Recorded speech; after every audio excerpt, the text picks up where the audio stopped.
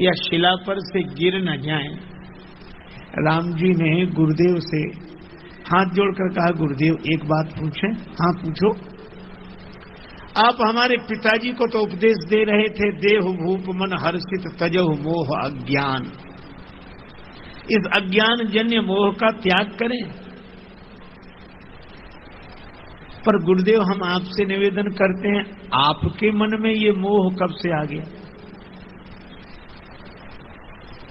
क्या ब्रह्म भी सरोवर में डूबेगा या ब्रह्म भी शिला पर से गिरेगा उसे चोट लगेगी? आप तो महामुनि ज्ञानी हैं। गुरुदेव ने भाव विह्वल होते हुए कहा, राघवेंद्र ठीक कहते हो। जब मैं तुम्हारे पिताजी को उपदेश दे रहा था तब मेरे मन में मोह नहीं था। तब मेरे मन में मोह नहीं था, तो ये मोह आ कब से गया?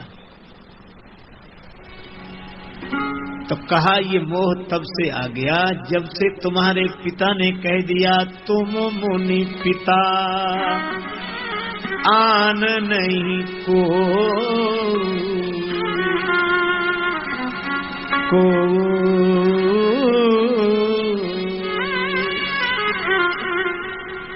जब से पिताजी ने कहा कि हे महाराज आप ही इनके पिता हैं, मोरे प्राणनाथ सुत दो तुम मुनि पिता आन नहीं को, तो बस उसी समय से मेरे मन में जो पिता का भाव आया तो तुम्हारे प्रति वात्सल्य से मन भर गया।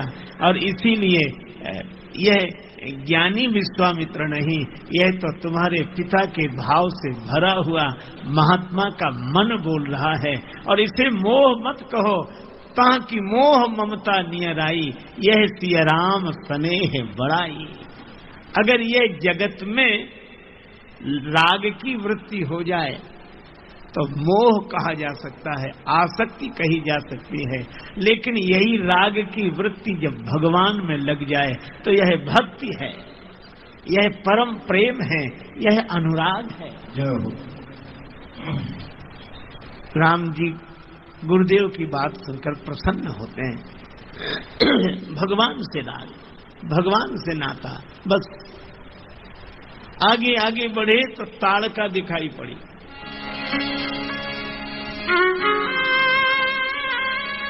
चले जात मुनि दीन दिखाई,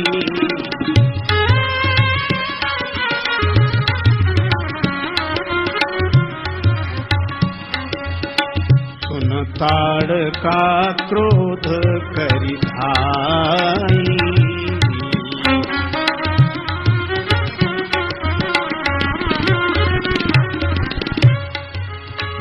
एक ही बाण प्राण हरि लीना, एक ही बाण दीन जानते निज पद दीना, दीन जान।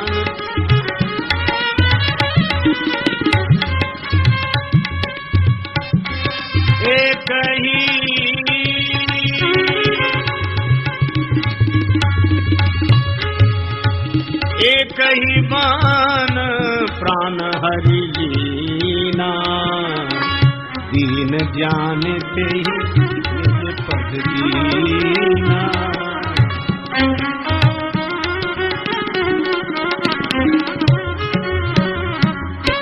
ताड़का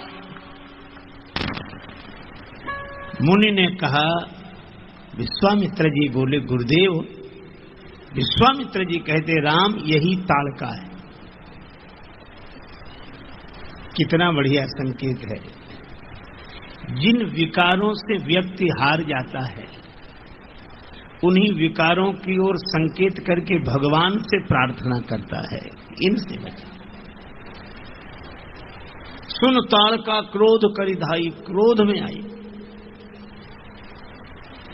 और कहा जाता है क्रोध की द्वैत बुद्धि बिनु, द्वैत की बिनु अज्ञान, माया बस परिचिन्न जड़ जीव की ईस समान।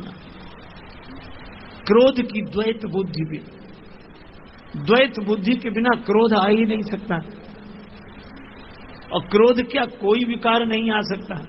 द्वितीया द्वयम भयम भवति, जहां द्वैत का भाव वहीं भय का भाव। एक वकील साहब का बेटा कहता था, पिताजी आप जब कोर्ट चले जाते हो, हम घर में अकेले रहते हैं तो हमें बड़ा डर लगता है। वकील उसने तर्क देते हुए कहा, अकेले में डर लग ही नहीं सकता। बालक कहेगा हमको तो अकेले में ही डर लगता है। तो वकील ने कहा, अच्छा अकेले में डर लगता है? हाँ, अच्छा ये बताओ अकेले में किसका डर लगता है?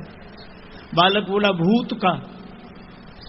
तो वकील ने कहा फिर दो हो गए, एक तुम और दूसरा भूत, तो डर शुरू।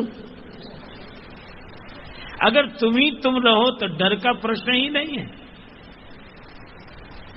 अच्छा, आप इसी तरह भक्तों ने बड़ी सुंदर बात कही कि अगर भगवान ही भगवान रहे तो क्रोध का प्रश्न कहां। उमाज राम चरण रत विगत काम मद क्रोध, निज प्रभुमय देखई जगत कहिसन करहि विरोध। जो परम भक्त हैं वे सर्वत्र भगवत दृष्टि रखते हैं, पर ताड़का तो भगवान को देखकर ही क्रोध में भरकर आई। भगवान ने बड़ा सुंदर उपाय किया।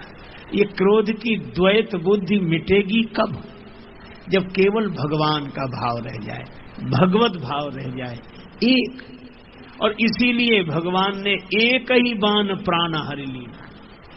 ये क्रोध की वृत्ति का प्राण निकलता ही तब है जब एक ही रह जाए, भगवान ही भगवान सर्वत्र, एक ही बाण। अच्छा, दूसरा ये ताड़का दुरासा है, सहित दोष दुख दास दुरासा। और दुरासा का अर्थ है भगवान के अतिरिक्त अन्य किसी से सुख की आशा रखने का नाम दुरासा है। अब नाथ ही अनुराग जाग जड़ त्याग दुरासा जीते। दुरासा, अगर चाहते सुख सदा जिंदगी से, अगर चाहते सुख सदा जिंदगी से, तो कभी कुछ भी आशा न रखना किसी से, किसी से कोई आशा न रखना। लेकिन आशा रखनी ही पड़े तो आशा एक राम जी से, दूजी आशा छोड़ दे।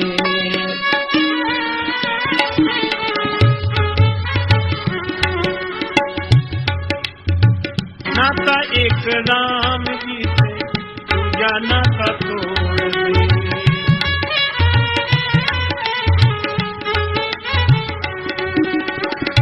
धन्यवाद निर्विवाद राम राम कहिए, धन्यवाद निर्विवाद।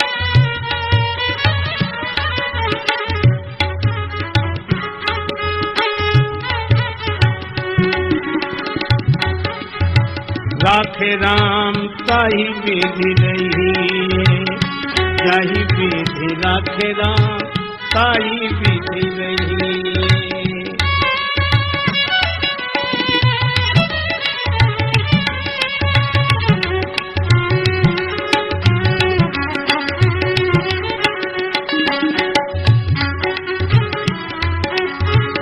ताही विधि रही, जाही विधि राखे राम ताही विधि रही, ताही विधि रही, ताही विधि रही। एक आशा भगवान से, भगवान के अतिरिक्त और किससे आशा रखनी है?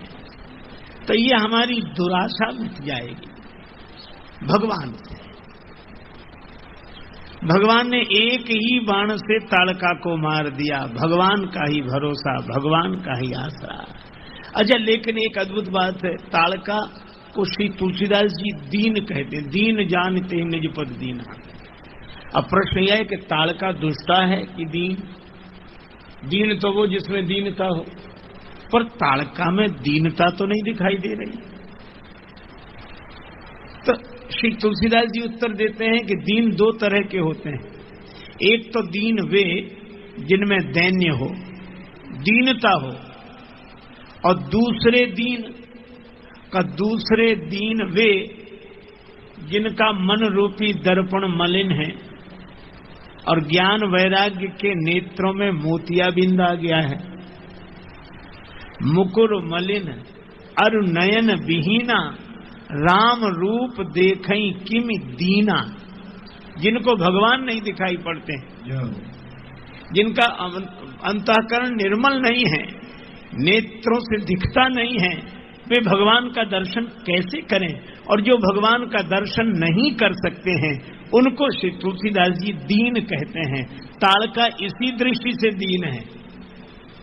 भगवान को देखकर भी क्रोध में भरकर जो आई, तो भगवान ने दीन जान, उसको दीन जानकर अपना पद दे दिया। दीन जान ते ही निज पद दीन्हा। और देखो कितनी अद्भुत बात, विश्वामित्र जी ने तब भगवान को पहचाना। देखो दो लोग हैं, एक है महर्षि श्री विश्वामित्र जी और एक है बाली। विश्वामित्र जी ने भी राम जी को पहचाना। तुलसीदास जी महाराज कहते हैं, तब ऋषि निज नाथई जी चीन्ही। तब पहचाना जब ताड़का मर गई, जब दुरासा मर गई, तब भगवान का भरोसा, भगवान की इच्छा। और बाली भी गया, जो कदाच मोहि मारी हैं तो पुनि होऊं सनाथ।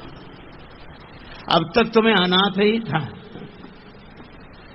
अरे बाली और अनाथ, अनाथ तो उसे कहते हैं जिसका कोई नाथ ना हो। लेकिन भैया अनाथ दो तरह के होते हैं। एक तो अनाथ वे जिनका कोई नाथ नहीं, बिचारे दीन दुखी अनाथ, और दूसरे अनाथ वे जो किसी को नाथ मानने के लिए तैयार ही ना हो, न रघुनाथ जी को माने, न यदुनाथ जी को माने, न सदगुरुनाथ को माने, किसी को नाथ माने ही नहीं। अभिमानी से बड़ा कोई अनाथ नहीं होता, अभिमानी से बड़ा कोई अनाथ नहीं होता। और बाली जब भगवान की शरण में गया, जो कदाच मोहि मारी हैं तो पुनि होऊं सनाथ, और इसीलिए उसने अंत में कहा, अवगुण कवन, कहीं बहस करते ही ना मर जाएं। बाली बहस करता है भगवान से, बहस करते ही न मर जाएं। कुछ लोग होते ही ऐसे। एक आदमी जा रहा शंकर जी के मंदिर में दिया रखने, नमः शिवाय करते हुए मस्ती से झूम दिया। रास्ते में एक बहस करने वाला मिल गया, कहाँ जा रहे? शिव जी के मंदिर में, क्या फायदा? और मंदिर तुमने बनाया, भगवान ने थोड़ा ही बनाया। भगवान को तुमने बनाया कि भगवान ने तुम्हें बनाया? अब ऐसी बातें उससे शुरू की। तो बोला, तुम बताओ क्या करें? वो आदमी बोला, पहले विचार करो, इस दिए में ज्योति कहां से आई? वो आदमी भी बड़ा विचित्र था। जैसे उसने पूछा दिए में ज्योति कहां से आई, उसने फूंक मारकर दिया ही बुझा दिया। कहा, ये दिया क्यों बुझा दिया? बोले, अब हम तुमसे ही पूछते हैं, ज्योति कहां गई? कहां गई तुम नहीं बता सकते, कहां से आई हम नहीं बता सकते, काहे को विवाद में पड़े हो? अस विचार ये तज्ञ विरागी, राम ही भजे ही तर्क सब त्यागी। अच्छा, तर्क के द्वारा कुछ सिद्ध हो जाए और उस तर्क को हम असत्य सिद्ध ना भी कर पाए तो भी उपलब्धि क्या हुई? महाभारतकार कहते हैं, तर्को प्रतिष्ठा, तर्क की कोई प्रतिष्ठा नहीं है। एक विद्यार्थी ने कहा कि मैं ऐसी विद्या पढ़कर आया हूं कि असंभव को संभव सिद्ध कर दूं। माँ बोली, ये बाद में करना, पहले प्लेट में 2 लड्डू रखें, वो खा ले। बेटा बोला, पहले विद्या का चमत्कार देखो। कहा, क्या चमत्कार? कहा, लड्डू कितने रखे हैं? माँ बोली 2, बेटा बोला 3। कहा, कैसे फैसला होगा? बोले, तुम गिनो, हम फैसला कर दें। तो माँ ने गिना 1, ठीक है। दूसरे लड्डू पर हाथ रखा 2, बेटा बोला 2 और 1, 3। अब माँ इधर से गिने 1 और 2, तो बेटा तुरंत कह दे 2 और 1, 3। अब माँ कहे कि मैं सिद्ध भले ही न कर पाऊं, पर लड्डू तो 2 ही है। बेटा बोला, ऐसे नहीं, सिद्ध करो। और गणित का सिद्धांत 2 और 1 जहां इकट्ठे 3 तो होंगे। अब वो मजबूरी 2 तो कहना ही पड़ेगा दूसरे को, और वो तुरंत कह दे 2 और 1, 3। उसका पिता बैठा था, पिता भी तो उसी का था। और उसने कहा कि बेटा तुम्हारी मां पढ़ी लिखी नहीं है, पर हमें साफ दिख रहा है लड्डू 3 हैं। अब एक काम करें। बेटा बड़ा खुश हुआ। क्या? कहा 1 लड्डू मैं खा लूंगा, दूसरा लड्डू तुम्हारी मां खा लेगी, तीसरा तुम खा लेना। तो हाथ लगा क्या? सिद्ध तो हो गया, पर उपलब्धि क्या हुई? मिला क्या? इसीलिए सारे तर्क छोड़कर भगवान का भजन, भगवान का स्मरण। तो बाली ने सोचा कहीं बहस करते ही करते न मर जाए, तो भगवान से नाता जोड़ने। तो उसने बड़ी सुंदर बात कही, अवगुण कवन नाथ मोहि मारा। हे नाथ, मैं आपका हूं। और भगवान को कोई एक बार कह दे कि मैं आपकी शरण में हूं, तो भगवान हृदय से लगा लेते हैं। और सचमुच बाली के लिए भी भगवान ने वैसे ही व्यवहार किया। प्रभु क्या मैं अब भी पापी हूं? अंतकाल गति तो। भगवान ने कहा कि अब पापी नहीं हूं। सन्मुख होए जियो मोहि जबहि, जन्म कोटि अधनासों तबहि। पापी नहीं हूं ना, फिर ये सजा क्यों दी जा रही? भगवान ने कहा सजा वापिस ले रहा हूं, अचल करो तनो राखो प्राणा। यह भगवान का व्यवहार। और ठीक वही बात विश्वामित्र जी को भी अब लगा कि नहीं राम जी, और बाली को भी लगा कि राम। विश्वामित्र जी पहचान गए श्री राम जी को। तब ऋषि निज नाथ जी चीनी। और जिसे भगवान की पहचान हो जाए वह तो यही कहता है, जीवन का मैंने सौंप दिया सब भार तुम्हारे हाथों में। जीवन का मैंने सौंप दिया सब भार तुम्हारे हाथों में। है जीत तुम्हारे हाथों में और हार तुम्हारे हाथों में।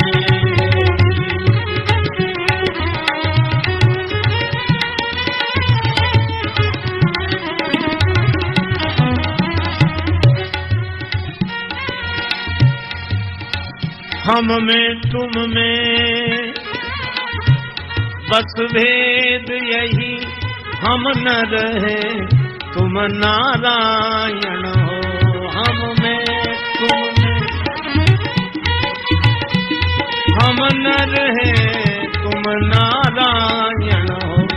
हम हैं संसार के हाथों में, संसार तुम्हारे हाथों में। हम हैं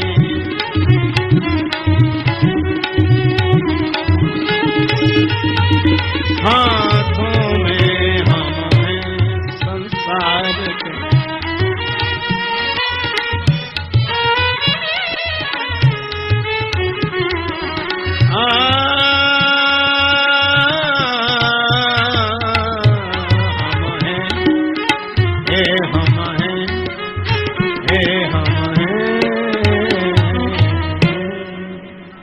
भगवान को सब सौंप दिया, सब कुछ।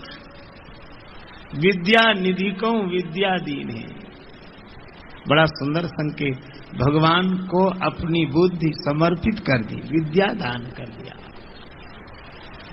और आयुध सर्व समर्पित है, सारे शस्त्र दे दिए। और मानो सर्वतो भावेन जो यह समर्पण हुआ, तो भगवान ने कहा अब तुम निश्चिंत रहो।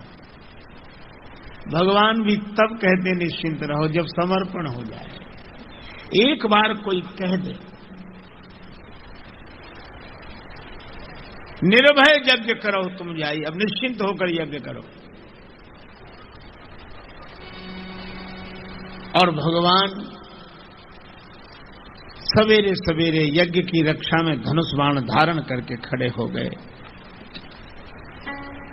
होम करन लागे मुनि झारी, आप रहे मख की रखवाली। और आप विचार करो, जिसकी रक्षा भगवान करे उसका कोई क्या बिगाड़ सकता है? भगवान रक्षक हो बस। जब जान के नाथ सहाय, करे तब कौन बिगाड़ करे नर ये दो जान के नाथ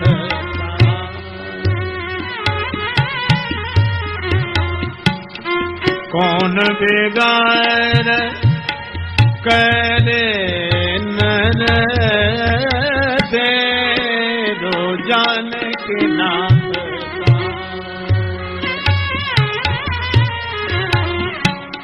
जान के नाथ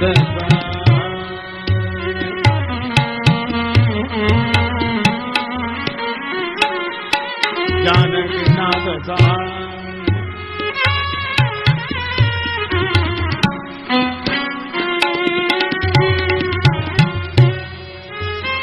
जानकी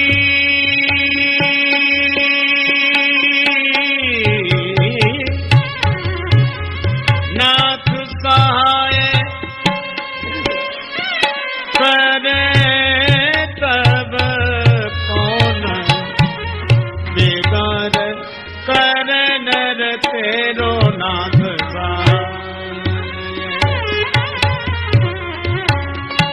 जानकी नाथ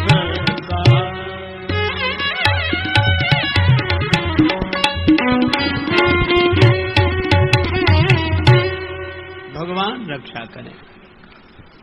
अब मारीच सुन मारीच निशाचर को ही ले सहाय धावा मुनि द्रोही। अजय ये दोनों इकट्ठे आते हैं, मारीच सुबाहु साथ साथ रहते हैं और ये दोष और दुख है। कितना सुंदर संकेत है कि ये दुख दोष के साथ ही रहता है। जहां दोष होगा वहीं दुख होगा, बिना दोष के दुख हो ही नहीं सकता।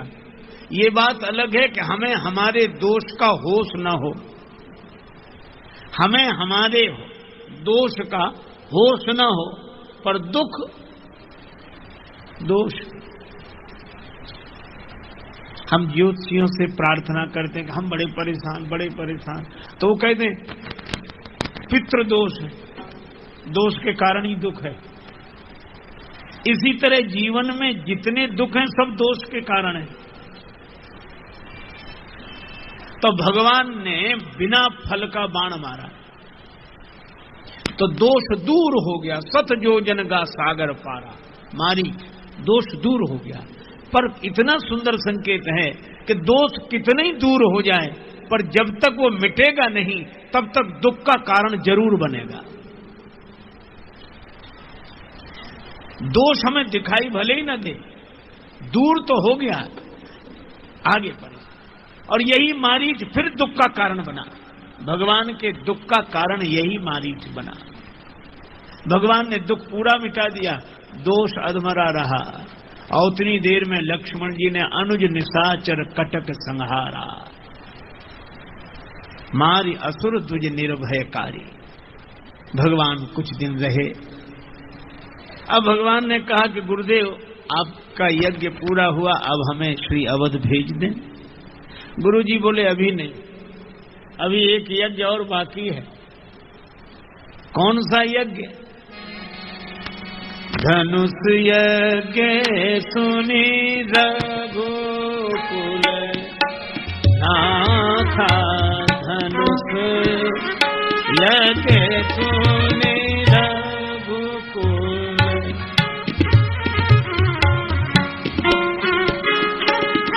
यज्ञ सुनी रघुकुल नाथा, यज्ञ सुनी रघुकुल,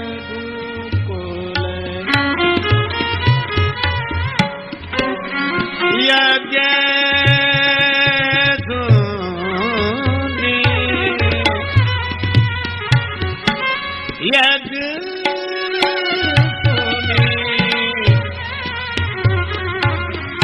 यज्ञ सुनी रघुकुल, यज्ञ सुनी रघुकुल, यज्ञ सुनी धनुष यज्ञ सुनी। अब धनुष यज्ञ सुनकर चले हर्ष चले मुनिवर के साथ। हर्षित होते हुए राम जी चले। श्री जनकपुर धाम का दर्शन करने चले। पर एक संत बड़ी अच्छी बात कह रहे थे कि राम जी तो हर्षित होकर चले ही, पर एक दूसरा आशय भी प्रतीत होता है, हर्ष चले मुनि। विश्वामित्र जी बड़े हर्षित होते हुए चले। कहा क्यों? कहा अनेक राजा इकट्ठे हैं, पर वर के साथ तो विश्वामित्र जी ही जा रहे हैं। हर्ष चले मुनि वर के साथ भाव है। लेकिन यहाँ राम जी हर्षित होते हुए चले। अयोध्या से चले तो हर्ष चले मुनि भय हरन। विश्वामित्र जी के आश्रम से चले तो हर्ष चले मुनिवर के साथ। आगे आगे विश्वामित्र जी, पीछे पीछे श्री राम लक्ष्मण जी। आहा, प्रेम परवश प्रभु ऐसे बिके हुए पीछे पीछे जा रहे हैं और हर्षित होते हुए जा रहे हैं। ये भजु दशरथ नंदन जनक लली, भजु दशरथ।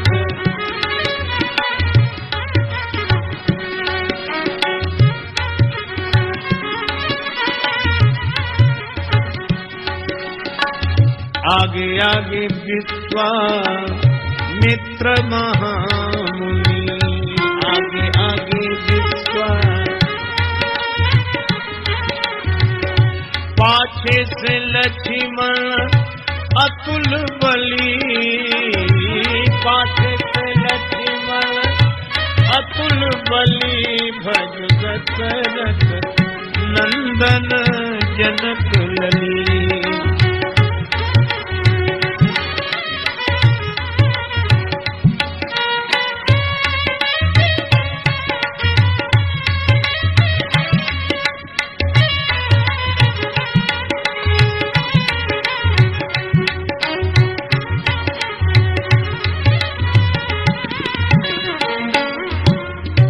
राम जी गुरु जी के पीछे पीछे चल रहे हैं।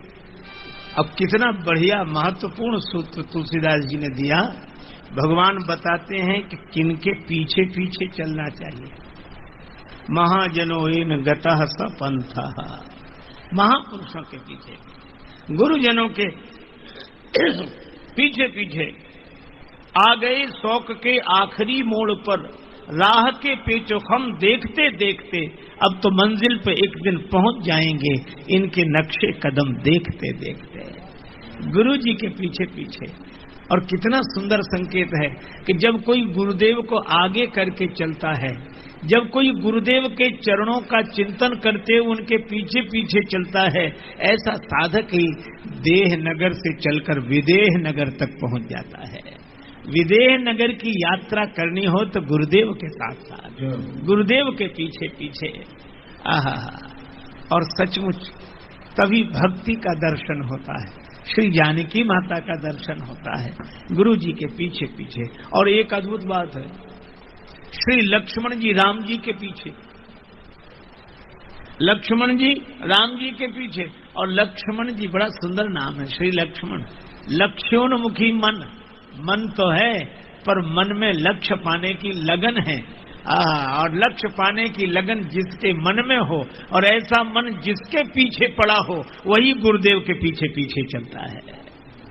लक्ष्मण जी को वैराग्य कहा और वैराग्य पीछे। और कितना सुंदर संकेत है कि वैराग्य हमें पीछे नहीं लौटने देता। जिन्हें हम छोड़कर आए हैं उनके प्रति राग का भाव नहीं आता, वैराग्य हमें पीछे नहीं लौटने देता। और गुरुदेव का ज्ञान हमें आगे आगे बढ़ाता है, आगे आगे चलाता है। श्री राम जी गुरु जी के पीछे पीछे चल रहे हैं। घर बन गुरु प्रसाद रखवारा, उपदेश भी यही देते हैं। और आज राम जी गुरु जी के पीछे पीछे, क्योंकि वे जानते हैं कवच अभेद विप्र गुरु पूजा, यही सम विजय उपाय न दूजा। गुरुदेव के पीछे पीछे। और विप्र, विश्वामित्र जी कहे विप्र यद्य प्रभु जाना, भगवान पीछे पीछे चलते हैं। आगे एक शिला दिखाई पड़ी, शिला। और शिला को देखा गुरुजी ने नहीं, गुरुदेव भगवान आगे आगे चल रहे हैं तो वे ही देखते शिला को, पर उन्होंने नहीं देखा। देखा किसने? पूछा मुनि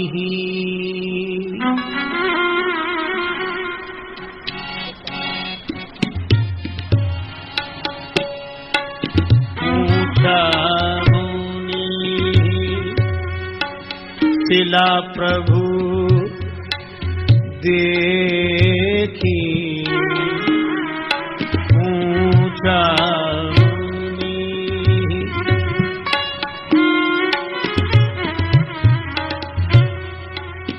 शिला प्रभु देखी शिला प्रभु देखी पूछा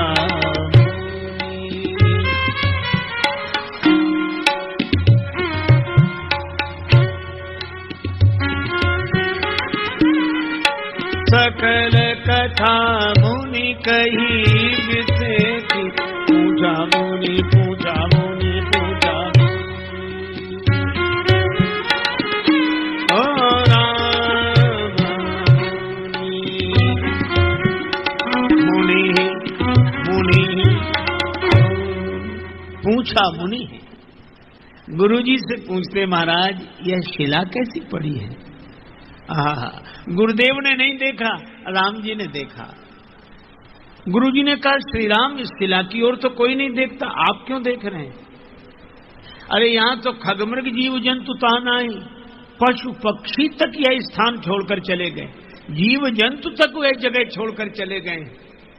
पर अहिल्या जी सोचती हैं संग सखा सब तज गए, कोई न निभयो साथ, कह नानक इस विपत में एक टेक रघुनाथ। राम जी का भरोसा है, सबने साथ छोड़ दिया, छोड़ दें कोई बात नहीं, पर राम जी का भरोसा है। और ऐसे निश्चय से जो पत्थर की शिला बनी पड़ी है, और कितना अद्भुत, जो पत्थर की तरह अविचल होकर पथ पर पड़ा रहे, और उस पथ पर जो पथ अयोध्या और जनकपुर को जोड़ने वाला हो, जो भक्ति भगवान को जोड़ने वाला हो, उस पथ पर कोई पत्थर की तरह पड़ा रहे विश्वास करके, तो उसे भगवान के पास नहीं जाना पड़ता, भगवान उसके पास चलकर आ जाते हैं। पर पड़ा रहे पथ पर, पत्थर भले ही हो पर पथ पर पड़ा रहे। भगवान ने देखा, गुरुजी ने कहा इस शिला की ओर तो कोई नहीं देखता, राम आप क्यों देख रहे हो? राम जी ने कहा गुरुजी क्या करूं, यही मेरा स्वभाव है, जिसकी ओर कोई नहीं देखता उसकी ओर मैं देखता हूं, जिसकी ओर कोई नहीं देखता उसकी ओर भगवान देखते हैं, जिसका कोई नहीं है जग में उसका मीत कन्हैया, भगवान ने देखा। अच्छा समझ गए, उद्धार करना चाहते हो? नहीं गुरुदेव, उद्धार नहीं।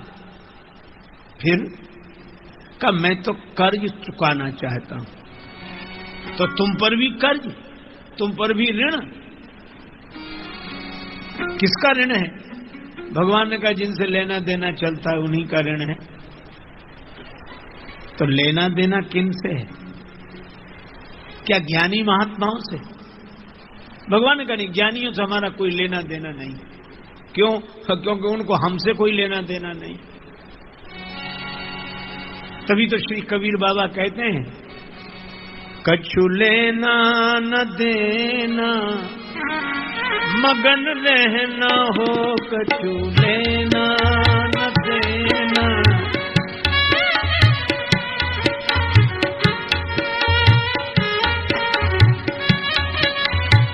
रहना,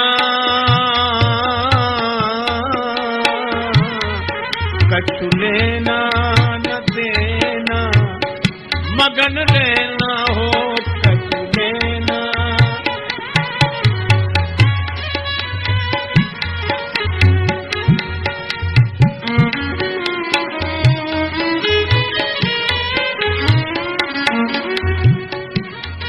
पांच तत्व का बना पिंजरा,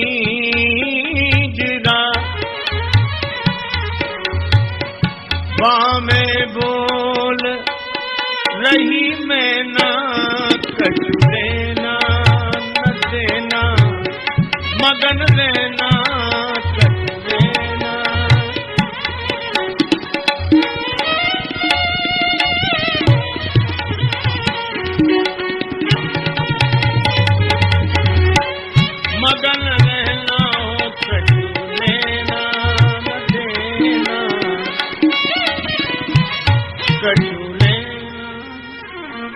कहते हैं कुछ लेना देना नहीं, बस अपने में आप संतुष्ट हैं, बैठे ठाणे परे उताने, कहें कबीर हम वही ठिकाने।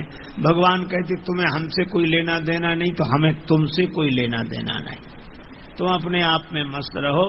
क्योंकि ज्ञानी जन तो कहते हम ही थे भूले, हम ही में भूले, हमें ढूंढने हम ही चले, हम ही ने खोजा हम ही ने पाया, हमें मिले तब हम ही मिले। भगवान ने कहा तो तुम मस्त रहो, हमें तुमसे कोई लेना देना नहीं, क्योंकि तुम्हें हमसे कोई लेना देना नहीं। और हमें तो लगता है कि भगवान जिससे अपना पीछा छुड़ाना चाहते हैं उसे कोई ब्रह्मानंद दे देते हैं कि आनंद में रहो, बस तुम्हें हमसे लेना देना नहीं, हमें तुमसे लेना देना नहीं। लेकिन भक्तों को तो लेना देना है, भगवान से ही लेना देना है। अच्छा देखो, भगवान 3 नगर हैं, लंका, जनकपुर, श्री अवध। लंका में लेना ही लेना है, लंका वाले देना जानते ही नहीं, लेना ही लेना। एक बार कुबेर पर धावा, पुष्पक जान जीत लय आवा। यहां से देखो, वहां से ले लेकर सोने की लंका भरी, लेना ही लेना है। अच्छा, कुछ लोगों की आदत होती देना जानते ही नहीं। एक आदमी डूब रहा था, किनारे बैठे हुए दूसरा अपना हाथ दे, हम तुझे बाहर खींच ले, फिर डूब जाए। अरे अपना हाथ दे, वो हाथ न दे, फिर डूब जाए। एक तीसरा आदमी आया, बोले साहब ये तो हाथ ही नहीं देता है। तो कहा कि उसने जिंदगी भर लिया है, दिया नहीं है, तो ये बचे कैसे? बोले तुम अपना हाथ दो, कहो ये हाथ ले लो, पकड़ो। उसने कहा ये हमारा हाथ पकड़, तो खट पकड़ लिया, बाहर निकल आया। अब देने की आदत ही नहीं उसे, लेना ही लेना। अच्छा, जनकपुर वाले भाई, वंदना है जनकपुर की, जनकपुर वाले देना ही देना जानते, लेना नहीं। भगवान तक को देते हैं। कन्यादान नृपभूषण की दान दिया, ये भगवान को भी देते हैं। और कुछ न हो देने को तो भले ही गाली दें, पर देते जरूर, गाली गाली। एक सखी ने कहा कि भाई गाली मत दो, भगवान मर्यादा पुरुषोत्तम है, पुरुषोत्तम को गाली कैसी? तो दूसरी सखी बोली गारी बिन ससुरारी कैसी। एक सखी ने श्री लक्ष्मण जी से कहा पाहुन मिथिले में रह जाता, मिथिला में ही रह जा, अयोध्या जाकर क्या करोगे? लक्ष्मण जी बोले क्यों? सखी बोली अवध जईता तो कूना खईता, अयोध्या में जाओगे तो क्या खाओगे? लक्ष्मण जी ने कहा क्या हमारे यहाँ खाने को नहीं है? हम चक्रवर्ती सम्राट महाराज दशरथ के पुत्र हैं, हमारे यहाँ खाने को नहीं है। सखिया बोली नहीं नहीं, वो बात हम नहीं कह रही, लेकिन जो यहाँ खाने को मिलता है तो वहां नहीं मिलेगा। कैसी बात करते हो, यहाँ से भी अच्छा मिलता है। अच्छा, तो एक सखी ने कहा यहाँ तो गाली खाने को मिलती है, वहां भी गाली खाते हो क्या? तो जनकपुर वाले तो गाली तो देते हैं, बिल्कुल। यहां लेना नहीं है, देना ही देना है। पर श्री अवध में लेना देना दोनों है, लेना देना दोनों। एक ने कहा कि हाँ अयोध्या का लेना देना हम जानते हैं, तो कहा क्या लेना? क्या एक दिन पहले भगवान को राज्य दे दिया, राम ही देव काल युवराज, और दूसरे दिन सवेरे ले लिया, 14 वर्ष राम वनवास। ये लेना देना है। पर एक सज्जन ने कहा कि नहीं, श्री अवध में ऐसा नहीं है, अयोध्या के राजा की परंपरा बड़ी विलक्षण है। महाराज मन गए तो भगवान से भगवान को ही मांगा, चाहूं तुम्हें।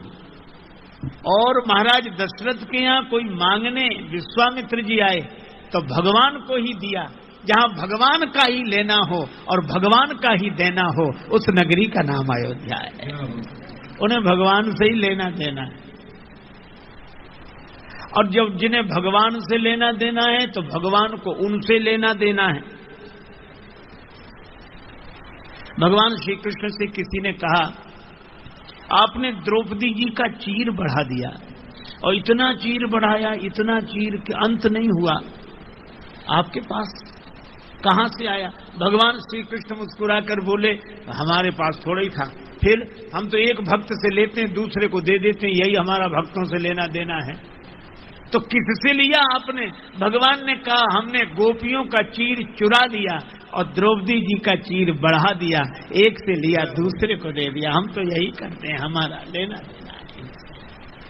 और सचमुच द्रौपदी जी ने भी कुछ दिया। भगवान श्री कृष्ण की उंगली पर चोट लगी, रक्त बह रहा था, शोक सत्यभामा की ओर रुक्मणी रोई धाय, बांधन को पट खोजती पटरानी अकुलाए, तब लग देवी द्रौपदी ने देखे यदुवीर, अंगुरी बांधन को तुरंत चीर्यो अपनो चीर, अपना वस्त्र फाड़ दिया, भगवान श्री कृष्ण की उंगली पर बांध दिया। भगवान ने कहा कि बहन इतनी कीमती साड़ी क्यों फाड़ी? द्रौपदी जी ने कहा, प्यारे घनश्याम, यदि काम आवे आपके तो काढ़ दूं नसों को, ये तो रेशम के धागे हैं, धागे भी साधारण, इनका कौन मोल करे, न दुल्हन के जोड़े हैं न दुल्हा के बागे हैं, और फिर मैंने नहीं फाड़ा चीर, पीर देख कर अधीर हो, धागे ही स्वयं नाथ चीर छोड़ भागे हैं, और वो धागे हैं अभागे जो बढ़े नहीं आगे, भाग उन्हीं के जागे जो उंगली पे लागे हैं।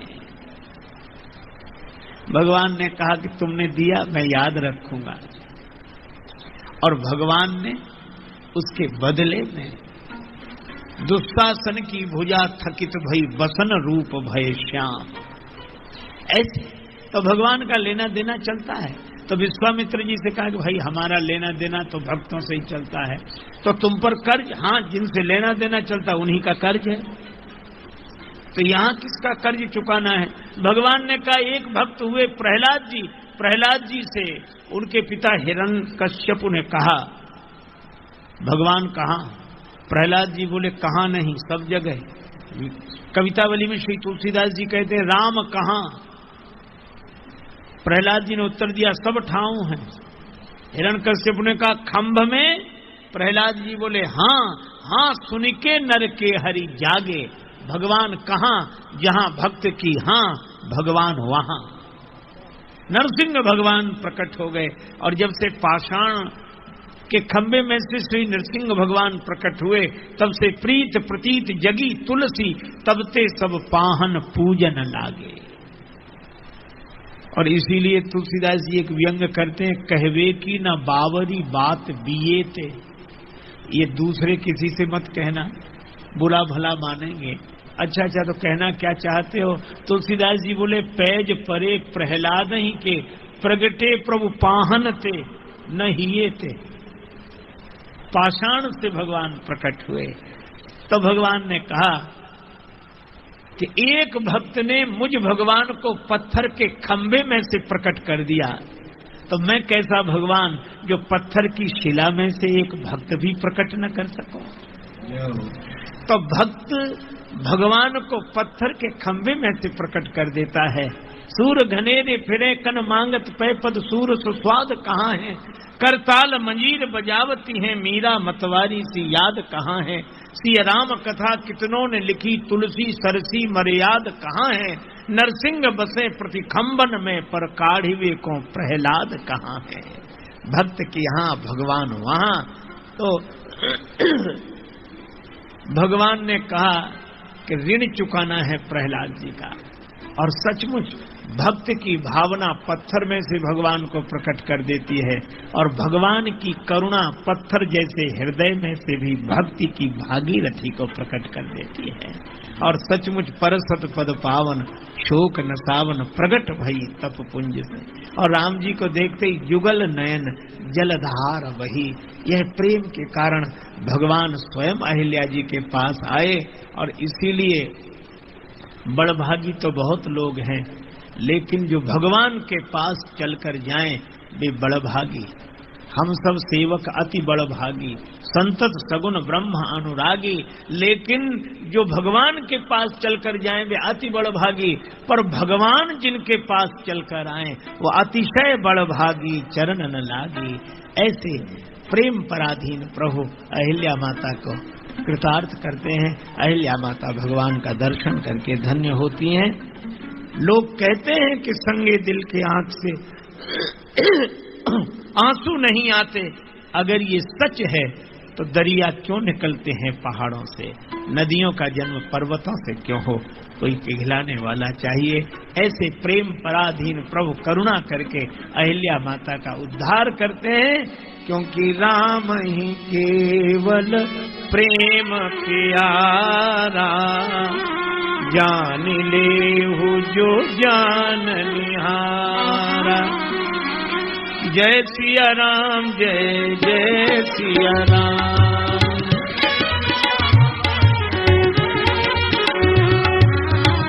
जय सिया राम, जय जय सिया राम।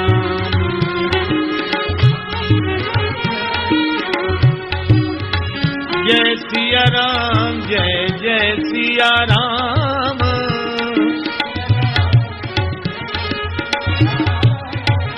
जय सिया राम, जय जय सिया राम।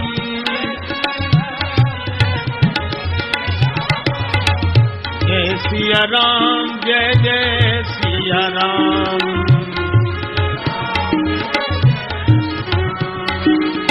जय सिया राम, जय जय सिया राम। जय जय सिया राम, जय जय सिया राम। सिय सिय सुमिरत राम जू, सिय सुमिरत श्री राम। जुगल नाम राजेश जप, भगत लहे विश्राम। श्री सीताराम जी महाराज।